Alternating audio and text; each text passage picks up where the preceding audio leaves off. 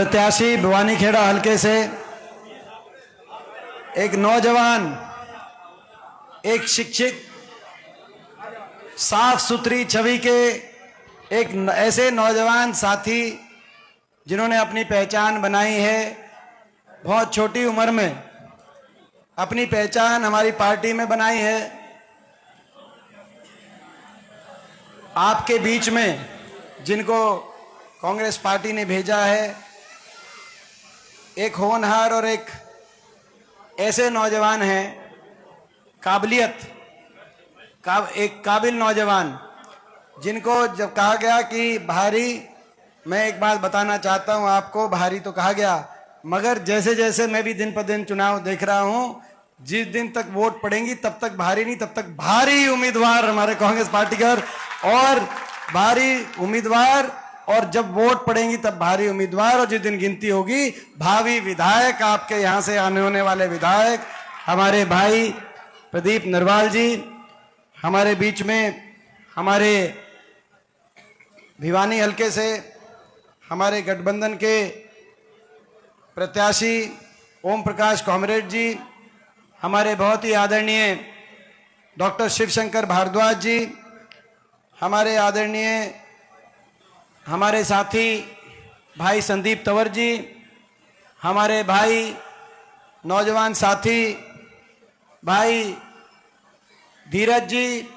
भाई प्रदीप गुलिया जी, भाई हमारे आजाद वाल्मीकि जी, पवन बुआनीवाला जी, नफे सिंह जी कलिंगा, सतवीर चौधरी जी कोऑर्डिनेटर एआईसीसी से जो आज आए हैं, हमारे नाम रह गया था जो हमारे कम्युनिस्ट पार्टी के प्रदेश अध्यक्ष हैं और बहुत ही हरियाणा की राजनीति में एक बहुत वरिष्ठ, एक ऐसे साथी हैं, बहुत वरिष्ठ नेताओं में हरियाणा की राजनीतिक परिप्रेक्ष्य में जिनकी एक अपनी अलग एक पहचान है, कॉमरेड इंद्रजीत जी, वही पहुंचे हैं। बहुत वर्षों से कम्युनिस्ट पार्टी के हरियाणा के अध्यक्ष के रूप में उन्होंने बहुत बड़ा योगदान हरियाणा की राजनीति में लंबे समय तक दिया है। हमारे भाई बिलाल पप्पू जी, हमारे भाई, मैं एक एक का नाम नहीं ले रहा, हमारे भाई सरपंच साहब जयवीर मित्ताथल जी, बहुत से हमारे पुराने साथी यहाँ दिखाई दे रहे, एक एक का नाम देखो, नाम बहुतों के नाम है, लिख के बड़ी 2-3 ये पूरी लिस्ट आई है हमारे, और आप मगर कहो तो जो सारी, क्योंकि समय का अभाव है, जिसका लेंगे किसी का रह भी जाएगा, इलेक्शन का टाइम है, आप सबको पता है कुलवंत जी, तो आप सबको पता है कि भाई सभी के नाम जिसका ले गए, मगर बाकी आप सबके नाम भी भाई हमारे, मेरे दिल में आपका सबका नाम लिखा हुआ, ये आपको पता है। इलेक्शन का टाइम है भाई, आप सबसे इजाजत लेते हुए समय, क्योंकि 4-5 बड़ी लंबी लिस्ट नामों की आ गई थी, बहुत लंबा समय लग जाता।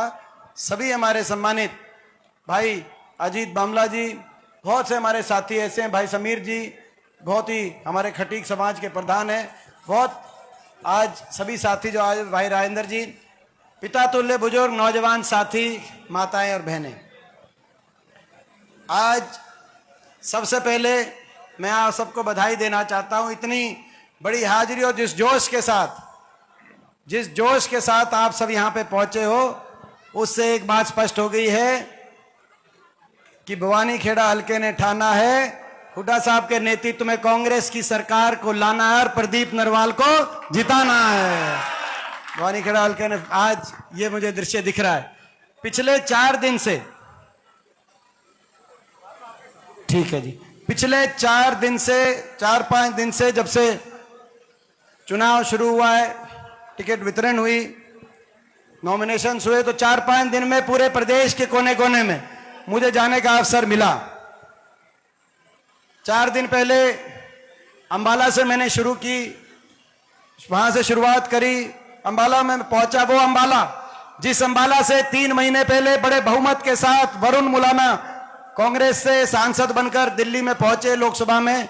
वहां जब अंबाला गया और मैंने पूछा क्या परिस्थिति चल रही है, तो बताया कि अंबाला की 9 सीटों पर कांग्रेस पार्टी जीत रही है।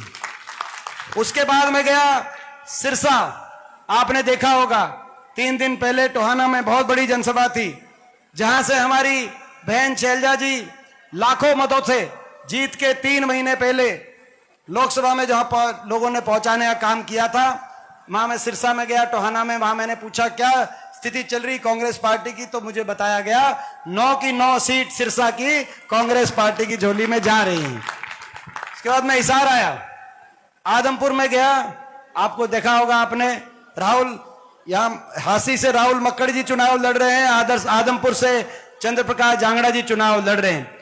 वहां पे हम गए, हमने पूछा हिसार जिले में क्या होगा। हिसार जिले में 7 की 7 सीट का क्या परिस्थिति बन रही है, तो यही बताया कि भाई बीजेपी की तो 0 है और कांग्रेस की लगभग सारी सीट हिसार की भी कांग्रेस के पक्ष में जा रही। उसके बाद हम सोनीपत में गया, सोनीपत लोकसभा क्षेत्र में और जींद जिले में पर्चा भरवाने में विनेश फोगाट का, वो हमारी बहन जिसके साथ बड़ा अन्याय हुआ, पर्चा भरवाने में गया जुलाना में। मैंने पूछा कि सोनीपत लोकसभा में क्या स्थिति चल रही है, तो सोनीपत लोकसभा में बताया गया कि भाई 9 की 9 सीट सोनीपत की भी कांग्रेस की झोली में जा रही है।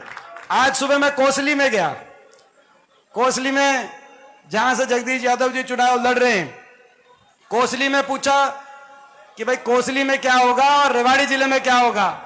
3 सीट है रेवाड़ी की, बोले जी 3 की 3 सीट कांग्रेस पार्टी की झोली में रेवाड़ी जिले की जा रही। कुल मिलाकर पूरे हरियाणा के कोने कोने से एक ही आवाज आ रही है, बीजेपी की सरकार जा रही है और हुड्डा साहब के नेतृत्व में, उदय भान जी की अध्यक्षता में कांग्रेस पार्टी की सरकार आ रही। पूरे हरियाणा ने करवट ले ली बदलाव की। अब मैं आज जब आपके बीच में पहुंचा हूं भवानी खेड़ा, ये तो पूरे हरियाणा में मैं क्या घूम के आया हूं, और ये तो मेरा इलाका है, ये तो मेरी कर्म भूमि है। मैं समझता हूं कि ये वो भूमि है जहां जब छात्र जीवन था तो भिवानी वो भूमि है जहां से मैंने पढ़ाई करी, तो जहां से मैंने शिक्षा ग्रहण करी। जीवन में एक बचपन होता है, एक जवानी होती है जहां से शिक्षा ग्रहण की जाती है। तो भाई ये बात हो सकती है कि सांगी गांव मेरी जन्मभूमि हो सकती है, लेकिन मेरी कर्म भूमि अगर है तो ये भिवानी का ये इलाका, ये वीरभूमि मेरी कर्म भूमि, क्योंकि यहां से शिक्षा ग्रहण करी। और पिछले 15-20 साल से, पिछले 20 वर्षों से जब से राजनीतिक जीवन में कदम बढ़ाए हैं, तो ये तो वो इलाका है जब कभी भी आपके बीच में आने का बार बार मौका मिला, और हमेशा ये धनाना गांव भवानी खेड़ा हल्का जब कभी आपके बीच में मैं आया, आपने बहुत आशीर्वाद दिया, और जो मेरी जिम्मेदारी आपने लगाई मैंने अपनी तरफ से हमेशा सदा निभाने का प्रयास किया। तो भाई पूरे हरियाणा में जब ये आवाज आ रही है, तो मैं आपसे भी पूछना चाहता हूं, पूरे हरियाणा में जो ये आवाज आ रही है, अब तो अपने इलाके में आया, अपने घर में आया हूं, तो भाई यहां से कोई कमी कसर तो नहीं रहेगी भवानी खेड़ा हल्के से? मैं आप पूछना चाहता हूं, आपकी जिम्मेदारी है, आप सबकी जिम्मेदारी है। ये बीजेपी की सरकार, आज पूरे हरियाणा में माहौल क्यों बदल गया, क्यों लोग बदलाव की तरफ लोगों ने कदम बढ़ाए? क्योंकि इस बीजेपी की सरकार ने हरियाणा का भट्टा बिठा दिया। 10 साल की इस खट्टर रूपी सरकार ने भट्टा बिठा दिया कि नहीं बिठा दिया? छिक लिया, कसर बाकी रह रही है, नहीं बताओ?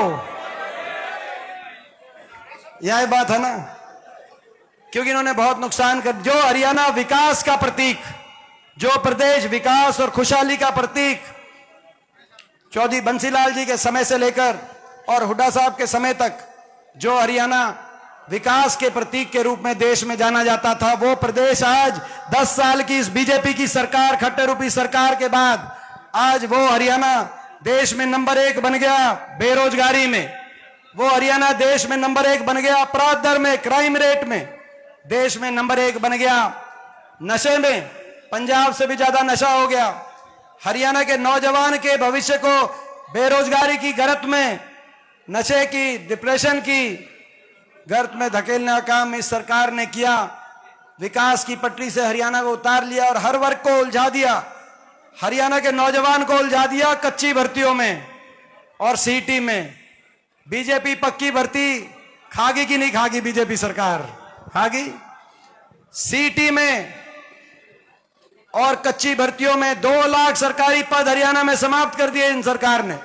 और जो बचे थे कौशल निगम में बिना रिजर्वेशन बिना पेंशन, कौशल निगम में 1.5 लाख सरकार खुद ठेकेदार बन गई। इजराइल तक में जब युद्ध की बात आई, इजराइल को दुनिया में कोई ठेकेदार नहीं मिला, तो हरियाणा में खट्टर सरकार ने कहा कि हम ठेकेदारी में भेजेंगे। 8,000 पोस्ट एडवर्टाइज करी और पूरे देश से यहाँ पे हरियाणा में इम्तिहान देने आए और 300 बच्चों को भेजने का काम किया, बाकी बच्चे कोई जाके राजी नहीं थे। ये स्थिति आ गई। हरियाणा के नौजवान को उलझा दिया सीटी में, कच्ची भर्ती में। और ये जो नौजवान यहाँ हैं, अगर ये तुम मेरी नहीं सुनोगे तो मैं तुम्हारी क्यों सुनूंगा भाई? सारी पंचायत की नहीं सुन रहे। आपसे वायदा किया था कि आपकी सुनेंगे, आप अपने वायदे पे नहीं रहोगे तो हमारे अपने वायदे पे क्यों रहे? तो भाई पंचायत का है, इसके बाद सुनेंगे आपकी, आपको कहा है, मगर धैर्य भी होना चाहिए। भी बहुत नौजवान हो, धैर्य भी जो है जीवन में एक चीज होती है, धीरे धीरे आप सीखेंगे। तो भाई ये, और हरियाणा के आम नागरिक को इन्होंने उलझा दिया पोर्टलों में, आईडी में, फैमिली आईडी में, प्रॉपर्टी आईडी में, ऐसे ऐसे पोर्टल, किसान में पोर्टल, हर चीज में पोर्टल। अभी नांगल चौधरी के एक गांव में मैं गया था, वहां पर 80 बड़े बुजुर्गों की पेंशन कटी हुई थी। बार बार चक्कर काट रहे हैं दफ्तरों के, लेकिन पेंशन नहीं बनी। मृतक, कुछ उसमें से मृतक घोषित हो गए, किसी का नाम में गड़बड़ आ गई, चक्कर काट काट के दुखी हो गए।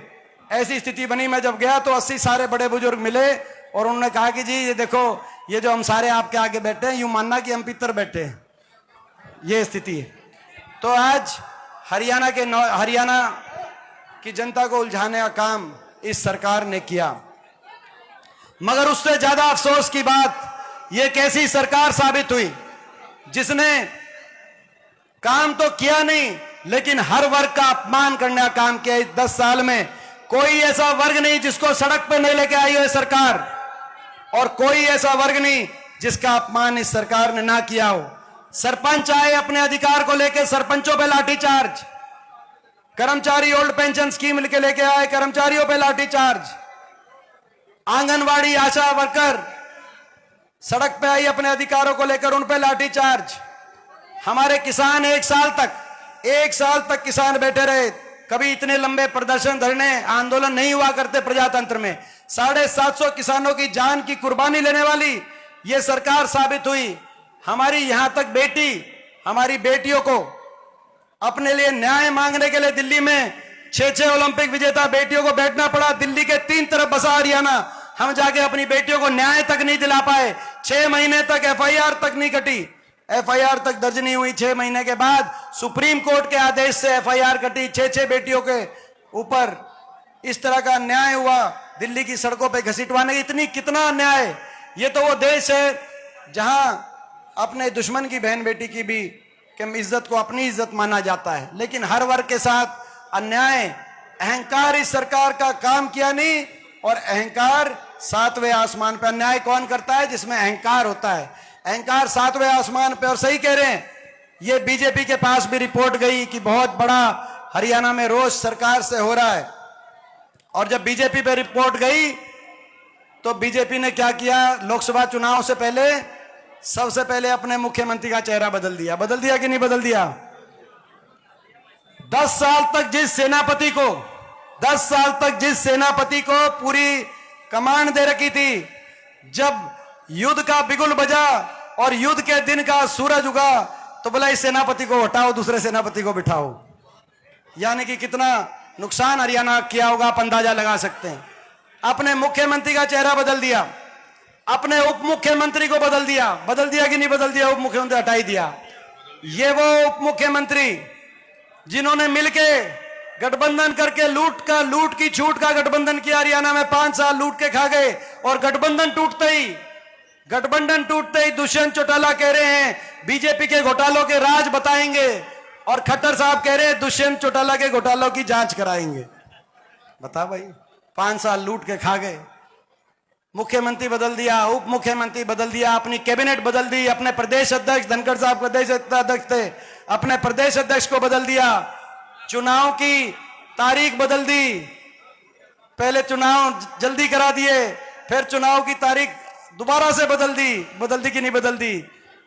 और अपने ही पार्टी के जो सम्मानित लोग थे कैसे उनको ऐसे ऐसे लोगों की टिकटें, रामविलास शर्मा जी की टिकट से लेकर शशि परमार जी की टिकट तक, ऐसे ऐसे लोगों की टिकट काटने का काम किया। इन्होंने सब कुछ बदल दिया। भाई मैं कहना चाहता हूं, ये कितना ही बदल लें बीजेपी वाले, क्या क्या बदल लें, मगर इनका कष्ट नहीं कटने वाला। ये हरियाणा की जनता सरकार ही बदलने का काम करेगी, उससे पहले नहीं रुकेगी। तो भाई इसमें सरकार बदली जाएगी, आपकी सरकार बनेगी हरियाणा में, और हमारा संकल्प है कि हरियाणा को हम आगे लेके जाएंगे। ये लड़ाई हरियाणा के भविष्य को बचाने की लड़ाई है। ये लड़ाई हरियाणा के नौजवान के भविष्य को बचाने की लड़ाई है। ये लड़ाई बाबा साहब भीमराव अंबेडकर जी के संविधान को बचाए रखने की लड़ाई है। ये लड़ाई जय जवान जय किसान नारे की गूंज को हरियाणा में बनाए रखने की लड़ाई है, क्योंकि इन्होंने ना तो जय जवान छोड़ा ना जय किसान छोड़ा। जय जवान जय किसान के नारे की गूंज को हरियाणा में बनाए रखने की लड़ाई है। ये लड़ाई जय संविधान के नारे की गूंज को हरियाणा में बनाए रखने की लड़ाई है।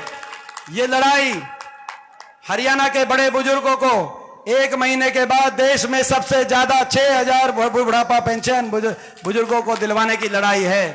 ये लड़ाई हरियाणा के नौजवान को 2 लाख पक्की सरकारी नौकरी पारदर्शिता से और समयबद्ध रूप से, और जो ये सारे पेंडिंग हैं, ये जो सारी पेंडिंग नौकरियां चल रही हैं, जो नौजवान अभी मुझसे बात करेंगे, सरकार से कहना चाहते हैं इनके साथ कितना बड़ा छल हुआ।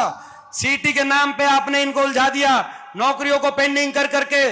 पहले कहा कि 2 महीने में, फिर कहा 3 महीने में, फिर बोला लोकसभा में इलेक्शन से पहले, लोकसभा के इलेक्शन के बाद, और फिर कहा कि 15 दिन में, और फिर आचार संहिता लगवा के इलेक्शन जल्दी कराकर बोला पेंडिंग इलेक्शन कमीशन नहीं करने दे रहा। हमें पता है इलेक्शन कमीशन भी आपका है, सारी दुनिया जानती है।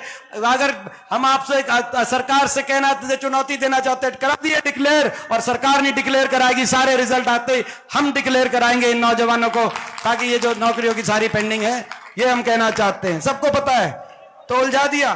तो भाई ये नौजवानों के लिए लड़ाई है। ये लड़ाई दोबारा से महात्मा गांधी ग्रामीण बस्ती परियोजना, एससी समाज के परिवारों को, बैकवर्ड समाज के परिवारों को 100-100 गज के प्लॉट और जरूरतमंद को इंदिरा आवास योजना में 3.5 लाख तक की आर्थिक सहायता से मकान उनके सैंक्शन कराने की लड़ाई है। लड़ाई किसान को एमएसपी की गारंटी, कर्मचारी को ओल्ड पेंशन स्कीम, और हमारी माताओं और बहनों को महंगाई से राहत देते हुए 500 रुपए में गैस का सिलेंडर, ये दिलवाने की लड़ाई। और एक और, आज तो एक और बड़ी घोषणा कांग्रेस पार्टी ने करी है। दिल्ली में कांग्रेस पार्टी ने एक बड़ी घोषणा करी है। हिमाचल प्रदेश की ठाकुर सुखविंदर सिंह सुक्खू जी की सरकार के तर्ज पर हरियाणा में भी कांग्रेस पार्टी की जब सरकार आएगी, तो महालक्ष्मी योजना के माध्यम से हर महिला को, हर परिवार, हर महिला को 2000 रुपए हर महीने की अलग से हर महिला को एक महंगाई भत्ता देने का काम, करने का काम कांग्रेस पार्टी करेगी। तो ये सारे हमारे संकल्प हैं।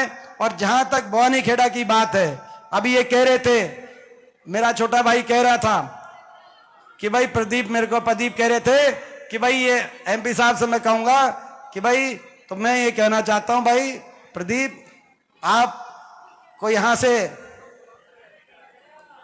कांग्रेस पार्टी ने बड़ी सोच समझ के यहां से आपको उतारा है, क्योंकि आपने अपनी काबिलियत से अपनी जगह बनाई। मैंने देखा, हमें गर्व है आप पे। मैंने देखा जब प्रियंका गांधी जी पूरे उत्तर प्रदेश की महासचिव थी, पूरे उत्तर प्रदेश की, बहुत बड़ा प्रदेश है उत्तर प्रदेश, हमसे बहुत कई गुना बड़ा है। उत्तर प्रदेश में उनके साथ जब वो महासचिव थी, तो उनके साथ जब सचिव की बात आई, पूरे देश में एक किसी को उनके साथ सचिव के रूप में, जब वो महासचिव थी कांग्रेस पार्टी की, पूरे देश में, तो छोटे से प्रदेश हरियाणा का एक ऐसा गरीब घर का एक ऐसा नौजवान जिसकी कोई राजनीतिक पृष्ठभूमि नहीं थी, प्रियंका जी के साथ सचिव के रूप में आपने वहां पर, जब मैं उत्तर प्रदेश में जब मैं गया, और उसके बाद जब हरियाणा में हमने लड़ाई लड़नी शुरू करी और संघर्ष किया, तो जो अभी हरियाणा मांगे हिसाब पदयात्रा चली, तो उस पूरी पदयात्रा की अगर कमान संभाल कर, कंधे से कंधा मिलाकर, पूरे हरियाणा में कदम से कदम और कंधे से कंधा मिलाकर उस संघर्ष का मेरा साथ किसी ने देने का काम किया, तो इस छोटे भाई प्रदीप नरवाल ने मेरा साथ देने का काम किया। तो भाई मैं आप सब से मैं आप सबसे कहना चाहता हूं कि भाई इन्होंने साथ दिया, कांग्रेस पार्टी का साथ दिया, प्रियंका जी का, राहुल जी का साथ दिया, मेरा साथ दिया, और ये चुनाव प्रदीप नहीं लड़ेगा यहां से। ये चुनाव आप ये मान लेना, प्रदीप को एक एक वोट जो जाएगी वही वोट दीपेंद्र को जाएगी। मैं चुनाव यहां से लड़ रहा हूं, ये मैं कहना चाहता हूं। ये इस बात की अग्नि परीक्षा है। 10 साल से जिस घड़ी का इंतजार कर रहे थे वो घड़ी आ गई है। मौका मत चूकना। बीजेपी की सरकार, साम दाम दंड भेद में माहिर सरकार, साजिश और षड्यंत्र रचने की माहिर ये सरकार, इनके साजिश और षड्यंत्र को आपने देखा है। बड़े बड़े साजिश षड्यंत्र के माहिर ये सरकार है। बहुत बड़े बड़े साजिश और षड्यंत्र रचे जाएंगे। जैसे साजिश और षड्यंत्र 2019 में आपने देखा, लोकसभा चुनाव में मेरे साथ साजिश और षड्यंत्र हुई, रचे गए। रोहतक लोकसभा में जब मैं चुनाव लड़ रहा था, रात के अंधेरे में 4 बजे फौज के पहरे में वो फाइनल में पहुंचकर, उसी रूप से साजिश और षड्यंत्र जैसे विनेश को फाइनल में पहुंचकर, ये साजिश और षड्यंत्र में रचने में माहिर सरकार है। इनको पता हरियाणा आपके हाथ से चला गया, लोगों ने मन बदल लिया, जनभावना आपके खिलाफ है। तो भारतीय जनता पार्टी तरह तरह के वोट काटू आपके बीच में भेजेगी। कोई जजपा से आएगा, कोई नेलो से आएगा, कोई निर्दलीय आपके बीच में आएगा। मैं सभी से कहना चाहता हूं, हो सकता है अपने विधानसभा क्षेत्र में भी कुछ साथी हों, को पुराने हमारे भी साथी रहे हों कांग्रेस पार्टी के। अभी उनसे मैं अपील करता हूं, समय है, आप हम इस अग्नि परीक्षा में आप हमारा साथ दें। ये न्याय की लड़ाई हम लड़ रहे हैं, आप हमारा साथ दें। हमारे प्रत्याशी, आप कहते हैं कि हम वहां उनके साथ जुड़े हुए थे, आपको अगर हमारे साथ जुड़े हैं तो हमारे प्रत्याशी का आप समर्थन डिक्लेयर कर दें। आपके मान सम्मान में कोई कमी हम नहीं आने देंगे। और अगर आपने नहीं किया और भारतीय जनता पार्टी को लाभ पहुंचाने के लिए आप आगे बढ़े, तो ये जनता है, ये जनता देख रही है। 10 साल का संघर्ष इन्होंने किया है। 10 साल के संघर्ष के बाद ये घड़ी हमारे पास आई है जब ये बीजेपी की सरकार जारी है। इस मौके को भवानी खेड़ा की जनता इस मौके को चूकेगी नहीं। उनको मैं कहना चाहता हूं, चूकोगे तो नहीं भाई ऐसे मौके को। मेरी बात समझ गए, मेरा पैगाम को समझ गए, मेरी बात समझ गए। कोई ऐसा साथी, आज उनसे हम अपील कर रहे हैं, लेकिन ऐसे साथियों को कहना चाहते हैं कि जनभावना के साथ खिलवाड़ ना करो। पिछली बार आपको मैं बता दूं, पिछली बार 75 पार की का नारा था बीजेपी का, था कि नहीं था 75 पार का नारा? लोग नहीं चाहते थे सरकार बनाना। पिछली बार भी 40 पे लोगों ने रोक दिया था कि नहीं रोक दिया था? मगर दोबारा से सरकार बनाने का काम, अगर जिम्मेदारी 10 सीट दुष्यंत चौटाला की आई और जो निर्दलीय आए 9, जितना जिम्मेदार बीजेपी की सरकार दोबारा बनाने के लिए दुष्यंत चौटाला था, उतने वो 9 निर्दलीय थे। उन्होंने भी जाके बीजेपी को समर्थन देने का काम किया। देश की दिल्ली तानाशाही ये सरकार जो दिल्ली में बैठी है, मैं इसीलिए बता रहा हूं, आपका बच्चा होने के नाते मैं बताने आपको आज आया हूं। 10 साल से विपक्ष में मैं अकेला सांसद, हरियाणा से 15 सांसद हैं। 15 सांसद में जब किसान आंदोलन की बात आई, जब हमारी बेटियों की बात आई, जब संविधान, बाबा साहब के संविधान पे आक्रमण किया गया, तो आपने देखा विपक्ष में मैं अकेला सांसद था। 14 बीजेपी के जो थे पिछले 5 साल में, 10 लोकसभा के और 5 राज्यसभा के हमारे सांसदों में 14 बीजेपी के थे। मैं अकेला विपक्ष में, और उससे पहले भी 2 विपक्ष में भेजे थे आपने हिसार से और रोहतक से, लेकिन दुष्यंत चौटाला दिल्ली पहुंच के उसकी हवा लगी थी दिल्ली की, जाते ही पलट गया था।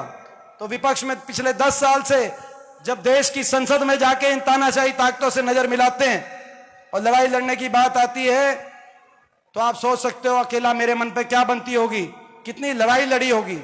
आज उस लड़ाई और संघर्ष के बाद ये माहौल पूरे हरियाणा के अंदर बना है। और ये ऐसी ताकतें हैं, इन्होंने, आपने देखा कहीं कोई एक भी सीट अगर कांग्रेस के बाहर एक भी सीट कहीं आ गई तो आप समझ सकते हो आज बीजेपी को पता है खुद नहीं जीत रहे, इसीलिए वोट काटुओं को बीजेपी समर्थन देकर मैदान में उतारने का काम करेगी। भाई इन वोट काटुओं ने पिछली बार इनकी सरकार दोबारा बना दी थी, ऐसे वोट काटुओं के चक्कर में तो आप नहीं आओगे। मैं पूछना चाहता हूं, ये बीजेपी के जो जाकर बीजेपी इनको ऐसे कैंडिडेट्स को, ऐसे उम्मीदवारों को बीजेपी आगे से नहीं तो पीछे से बीजेपी इनका साथ दिलवाने की कोशिश करेगी। इसीलिए मैं इन साथियों से कहना चाहता हूं, कोई इनमें से कोई हमारा कोई पुराना साथी रहा हो तो आप बीजेपी के ऐसे साजिश और षड्यंत्र का शिकार ना हो। अभी भी समय है, आप हमारे साथ आ जाओ, हमारे कैंडिडेट को समर्थन कर दो, आपका मान सम्मान करेंगे, नहीं तो जनता माफ नहीं करेगी आपको। ये मैं आज आप कहना है भाई, मेरी बात रखोगे जो मैंने आज बात कही है। पूरे हल्के से मैं पूछना चाहता हूं, ये हल्का बवानीखेड़ा हल्का भाई ये मेरा अपना हल्का है। अगर यहां पर आप, मेरा अपना घर है, मेरा अपना हल्का है, मैं आपसे एक ही बात कहता हूं आज बवानीखेड़ा हल्का वालों से, भाई तुम मेरी कड़ मत ना लगने दियो, मेरी कड़ मत लगने देना। आपके लिए छाती हम अड़ा देंगे, जहां जरूरत पड़ेगी आपके लिए लड़ाई हम लड़ देंगे। इस अग्नि परीक्षा में भाई, इस अग्नि परीक्षा में बवानीखेड़ा हल्का सबसे ऊपर आना चाहिए। आएगा कि नहीं आएगा यूं बताओ। मेरे इस भाई को, ये प्रदीप नलवाल नहीं लड़ रहा चुनाव, ये दीपेंद्र हुड्डा चुनाव लड़ रहा है यहां से। मेरे इस भाई का पूरा साथ देना, इनको पूरा आशीर्वाद देना, आप यहां से रिकॉर्ड बना देना और हम रिकॉर्ड विकास कार्य बवानीखेड़ा में करके दिखाएंगे, ये मैं आपको विश्वास दिलाता हूं। आप सबका बहुत बहुत धन्यवाद। जय हिंद, जय राम जी की, जय धनाना गांव की और जय बवानीखेड़ा हल्के की।